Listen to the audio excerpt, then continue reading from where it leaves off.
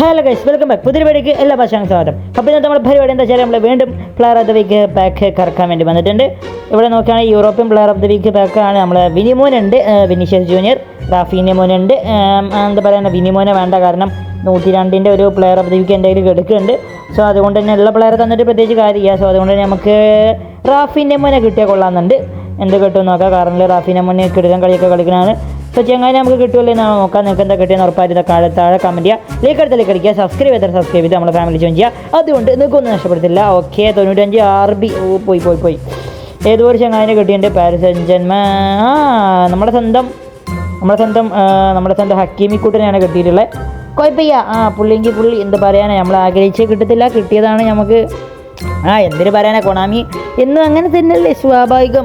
നമ്മൾ പറയണതിൻ്റെ ഒരു ഓപ്പോസിറ്റ് തരത്തിലുള്ള എന്തായാലും അറ്റാക്കിംഗ് ഫുൾ ബാക്കാണ്. സോ നിങ്ങൾക്ക് എന്താ കിട്ടിയെന്നല്ലേ ഉറപ്പായിട്ട് താഴെ കമൻറ്റ് ചെയ്യുക. അപ്പോൾ അത് തന്നെ ഉള്ളൂ.